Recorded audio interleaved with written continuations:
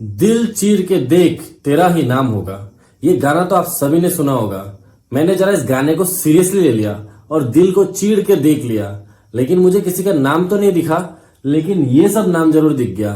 तो चलिए हम जानेंगे आज इस चीड़े हुए दिल यानी इस डायसेक्टेड हार्ट के बारे में बढ़िया से, इसका मैकेनिज्म या एनाटॉमी को एक सिंपल भाषा में।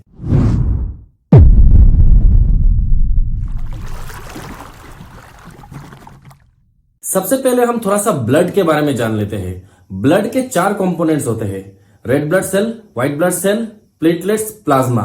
इसमें हमारा मेन फोकस रहेगा रेड ब्लड सेल और प्लाज्मा पे। रेड ब्लड सेल्स वो होता है जिसमें हेमोग्लोबिन का मात्रा ज्यादा होता है, जिसके वजह से वो रेड होता है। वहीं पे प्लाज्मा जो होता है वो एक लिक्विड होता है जो कि आपका कार्बन डाइऑक्साइड को कैरी करने के लिए रेस्पॉन्सिबल होता है। कैसे, मैं बताता हूं। हम जब ऑक्सीजन को इनहेल करते हैं, इनहेल करने के बाद वो हमारे लंग्स के थ्रू हर एक बॉडी सेल्स तक पहुंच जाता है, क्योंकि वहां पर ऑक्सीजन चाहिए होता है सेलुलर रेस्पिरेशन के लिए। तो अब ये ऑक्सीजन को पहुंचाने का काम करता है हेमोग्लोबिन, जो ब्लड में मौजूद होता है। आफ्टर सेलुलर रेस्पिरेशन वहां पे कार्बन डाइऑक्साइड रिलीज होता है एज अ बाय प्रोडक्ट। उस कार्बन डाइऑक्साइड को वापस हमारे हार्ट तक लाना पड़ता है ताकि वो रेस्पिरेशन के थ्रू बाहर निकल सके या ब्रीदिंग के थ्रू बाहर निकल सके। तो अब उसको पहुंचाने के लिए काम करता है प्लाज्मा। लेकिन सिर्फ प्लाज्मा नहीं, 75% of the carbon dioxide is transported with the help of red blood cell and rest remaining 25% is transported by plasma. अब जो ऑक्सीजन रिच ब्लड होता है उसे हम कहते हैं ऑक्सीजनेटेड ब्लड। वहीं पे जो कार्बन डाइऑक्साइड रिच ब्लड होता है उसे हम कहते हैं डीऑक्सीजनेटेड ब्लड। यहां तक आपका क्लियर है। अब ये जो ब्लड है हार्ट तक घुसने के लिए उसे चाहिए होता है रास्ता। तो जो रास्ता होता है वो होता है हमारे ब्लड वेसल्स। तो ब्लड वेसल में बेसिकली इस पार्ट में हमें 2 टाइप के ब्लड वेसल के बारे में जानना है। एक है आपका वेन्स, दूसरा है आर्टरीज। तो वेन्स कौन सा है, यहां पर सुपीरियर वेना कावा आप देख सकते हो, इंफीरियर वेना कावा आप देख सकते हो, और ये पल्मोनरी वेन और भी है, लेकिन मैंने यहां पर जो जो इंपॉर्टेंट है फिलहाल इस वीडियो के लिए मैंने उसे ही इंक्लूड किया है। तो ये 3 तरीके का जो वेन्स है, ये वेन्स आपका डीऑक्सीनेटेड ब्लड को कैरी करता है, लेकिन there is also an exception. वो एक्सेप्शन क्या है मैं आगे समझाऊंगा। वहीं पे आर्टरीज, आर्टरीज जो है वो आपका एओर्टा है, पल्मोनरी एओर्टा है, ये आपका आर्टरीज में आता है जो ऑक्सीजनेटेड ब्लड को कैरी करता है, लेकिन यहां पर भी एक एक्सेप्शन है जिसे मैं आगे समझाऊंगा। अब चलिए मैकेनिज्म को समझते हैं। पहले सबसे पहले ये जो रास्ता आप देख रहे हैं ब्लड वेसल्स के थ्रू, इसके थ्रू ब्लड हमारे हार्ट तक एंटर होता है। डीऑक्सीजनेटेड ब्लड यानी सेलुलर रेस्पिरेशन के बाय प्रोडक्ट जो ब्लड के थ्रू ट्रांसपोर्ट होकर हार्ट तक पहुंचते हैं, तो पहुंचने से पहले उन्हें 2 रास्तों से होकर जाना पड़ता है, that is superior vena cava and inferior vena cava. तो सुपीरियर वेना कावा जो अपर बॉडी में हमारे डीऑक्सीनेटेड ब्लड है उसे कैरी करता है, और इंफीरियर वेना कावा जो लोअर बॉडी में। तो इन दोनों को कलेक्ट करके सबसे पहले वो स्टोर करता है हमारे राइट एट्रियम पे, इस पोजीशन पे यहां पर स्टोर होता है यहां पर। लेकिन जो आप देख रहे हैं ये जो 2 बना हुआ है इसे हम वेल्व कहते हैं। वेल्व यानी आप इसे एक से दरवाजा या डोर टाइप ले सकते हो, जो कि इस तरीके से होता है, जो ओपनिंग और क्लोजिंग में मदद करता है, और जो ब्लड यहां से यहां पर आ जाएगा फ्लो, उसे ऊपर जाने से भी रोकता है। तो यहां पर जब स्टोर हो जाएगा उसके बाद ब्लड यहां तक फ्लो होके आ जाएगा यहां पर, यानी कि राइट एट्रियम से सीधा राइट वेंट्रिकल की तरफ। अब ये डीऑक्सीजनेटेड ब्लड इस पल्मोनरी एओर्टा के थ्रू बाहर निकल के चला जाएगा। बाहर निकल के कहां पर, लंग्स तक, ताकि वो वापस से प्यूरिफाई होके बाहर एज ए ब्रीदिंग के थ्रू वो बाहर निकल सके कार्बन डाइऑक्साइड। अब ये तो आपका हो चुका है, यहां पर से निकल चुका है हमारा डीऑक्सीजनेटेड ब्लड। अब लंग्स पे बनेगा आपका ऑक्सीजनेटेड ब्लड, जो कि आपका हेमोग्लोबिन के थ्रू, हमारे ब्लड के थ्रू आपके यहां पर हार्ट तक आके पहुंचेगा। कहां से आएगा वो, उसका रास्ता होगा ये पल्मोनरी वेन। पल्मोनरी वेन के थ्रू एंटर करेगा हार्ट पे। कहां पर, सबसे पहले लेफ्ट एट्रियम पे। ब्लड यहां पर आके स्टोर होने के बाद अब ये वेल्व खुल जाएगा, which is known as mitral valve. अब ये वेल्व खुलने के बाद ब्लड आ जाएगा लेफ्ट वेंट्रिकल की तरफ। अब लेफ्ट वेंट्रिकल का काम है ब्लड को वापस से हर एक बॉडी ऑर्गन्स तक पहुंचाना, बिकॉज ये ऑक्सीजनेटेड ब्लड है। तो ये एओर्टा के थ्रू हर एक बॉडी ऑर्गन्स तक या फिर सेल्स तक ये ऑक्सीजनेटेड ब्लड को पहुंचा देगा। तो लेट्स समराइज वंस अगेन। सबसे पहले डीऑक्सीनेटेड ब्लड बॉडी ऑर्गन्स की तरफ से होकर हमारे सुपीरियर और इंफीरियर वेना कावा के थ्रू एंटर होते हैं राइट एट्रियम पे। वहां से ये भर्ती हो जाने के बाद, फुलफिल हो जाने के बाद, हमारा ये जो ट्राइकस्पिड वाल्व है ये खुल जाता है, जिसकी वजह से ये राइट वेंट्रिकल पर आ जाता है। राइट वेंट्रिकल में आने के बाद हार्ट इसे पंप करके पल्मोनरी एओर्टा के थ्रू बाहर निकाल देता है लंग्स की तरफ। ठीक है, अब लंग्स में बनता है ऑक्सीजनेटेड ब्लड। अब ऑक्सीजनेटेड ब्लड वापस एंटर होता है हमारे पल्मोनरी वेन के थ्रू और स्टोर होता है लेफ्ट एट्रियम में। अब ये मिट्रल वाल्व खुल जाता है, जिसके वजह से ब्लड, ऑक्सीजनेटेड ब्लड आपका लेफ्ट वेंट्रिकल में आ जाता है, वहां से ये एओर्टा के थ्रू बाहर निकलकर हमारे बाकी बॉडी ऑर्गन्स तक पहुंच जाता है। तो जैसे कि आप देख सकते हो इसी तरीके से सर्कुलेशन हो रहा है, लेकिन ये प्रोसेस दो बार हो रहा है। एक बार डीऑक्सीजनेटेड ब्लड एंटर हो रहा है, एक बार आपका ऑक्सीजनेटेड ब्लड एंटर होता है, जिस वजह से इसे हम डबल सर्कुलेशन भी कह सकते हैं।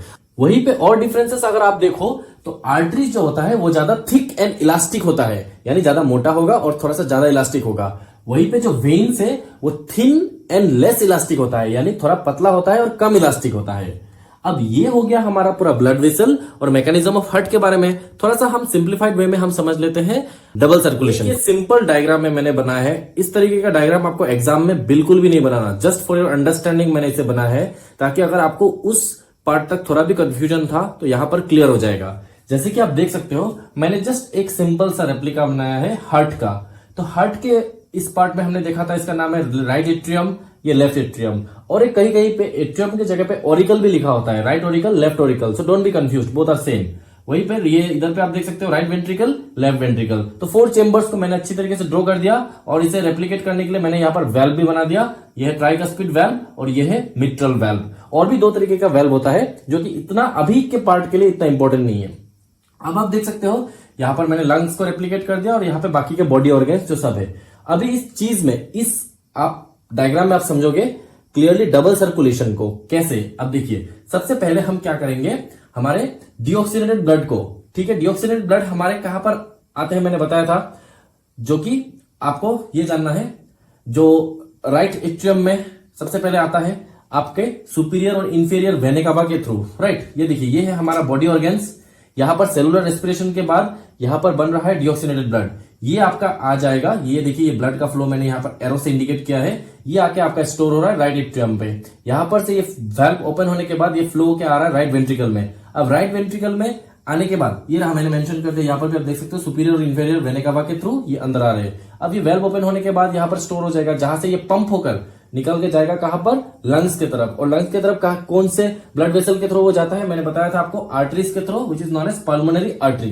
तो यहां पर पल्मोनरी आर्टरी के थ्रू लंग्स पर पहुंच गया है। अब लंग्स पे होगा ये ऑक्सीजनेशन प्रोसेस। तो जब ये ऑक्सीजनेटेड ब्लड लंग्स से होकर निकलेगा तो पल्मोनरी वेन के थ्रू वो वापस लेफ्ट एट्रियम में आके स्टोर होगा। अब लेफ्ट एट्रियम में स्टोर होने के बाद मिट्रल वाल्व खुल जाएगा, ये है वो मिट्रल वाल्व। ये खुलने के बाद अब ये ब्लड स्टोर हो जाएगा आपके लेफ्ट वेंट्रिकल में। अब लेफ्ट वेंट्रिकल में स्टोर होने के बाद इसे वापस पंप करके निकाल दिया जाएगा एओर्टा के थ्रू। किसके थ्रू, एओर्टा के। अब ये एओर्टा के थ्रू निकल के बाकी के बॉडी ऑर्गन्स तक वापस पहुंच जाएगा। तो इस तरीके से आप देख सकते हो हमारे हर एक बॉडी ऑर्गन्स तक ऑक्सीजनेटेड ब्लड पहुंच रहा है। सेलुलर रेस्पिरेशन के बाद जो डीऑक्सीजनेटेड ब्लड है वो वापस हार्ट की तरफ जा रहा है। तो हार्ट इस चीज को 2 बार दोहरा रहा है, एक बार ऊपर एक बार नीचे। तो इस प्रोसेस को हमने 2 भाग में भाग किया, तो इस दोनों भाग का एक एक नाम है अपना, पल्मोनरी सर्कुलेशन और इस भाग का नाम है systematic circulation.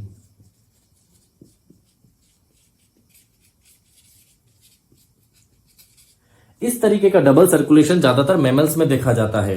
It is the process by which the blood passes towards the heart twice, okay, completing 1 cycle, and that is known as double circulation. तो ये था पूरा का पूरा मैकेनिज्म ऑफ हार्ट के बारे में बेसिक्स। इन डेप्थ अगर आप जाओगे तो इसमें एवी नोड या अलग अलग टाइप के और भी थिंग्स है, उसे आपको हायर स्टडीज में मिलने वाला है। लेकिन फिलहाल हम जैसे कि बेसिक्स के बारे में डिस्कस कर रहे हैं, और बाकी इन डेप्थ अगर आपको जानना हो तो हमारे ऑफलाइन क्लासेस तो हमेशा ओपन ही है, आप वहां पर आ सकते हो, हमें कंसल्ट कर सकते हो, हमें मैसेज कर सकते हो, ईमेल कर सकते हो, डीएम कर सकते हो, या फिर क्लासेस में आके ज्वाइन करके आप वहां पर सीख भी सकते हो। जैसे कि हमारा पहले का बैच तो फुल हो चुका है, अब अगर आपको वापस से न्यू बैच ज्वाइन करना है तो हमारा न्यू बैच भी स्टार्ट हो रहा है, जिसके लिए आप मुझे कांटेक्ट कर सकते हो। और फिलहाल बस वीडियो के लिए इतना ही। आई होप आपको पसंद आया होगा। क्वालिटी और धीरे धीरे इंप्रूव होगा, साउंड भी इंप्रूव होने वाला है। जैसे कि मैंने बताया था, I am just a beginner, मैं अभी सीख रहा हूँ। तो जैसे जैसे मैं बैक टू बैक वीडियोस डाल रहा हूँ तो मुझे रोज नया नया चीज सीखने को मिल रहा है। और फिलहाल मेरे पास इतना मतलब टाइम नहीं मिल पा रहा है कि मैं कोई कोर्स या कुछ एनरोल करके अच्छी तरीके से सीख लूँ। फिलहाल मैं ऐसे ही जा रहा हूँ, जैसे जैसे क्लासेस चलता जाएगा धीरे धीरे मैं सीख के उसे मैं कोप अप कर लूंगा। तो तब तक आप प्लीज अपना सपोर्ट बनाए रखिए। अगर वीडियो पसंद आए तो लाइक कीजिए, और अगर पसंद ना आए तो क्या पसंद नहीं है आपको वो आप कमेंट में भी बताइए, सजेशन शेयर कीजिए, जिसके फीडबैक को लेकर मैं वापस अपकमिंग वीडियोस में उसे इंप्रूव करूंगा। Until then, thank you, keep watching Vigyan, stay connected, get educated. Thank you.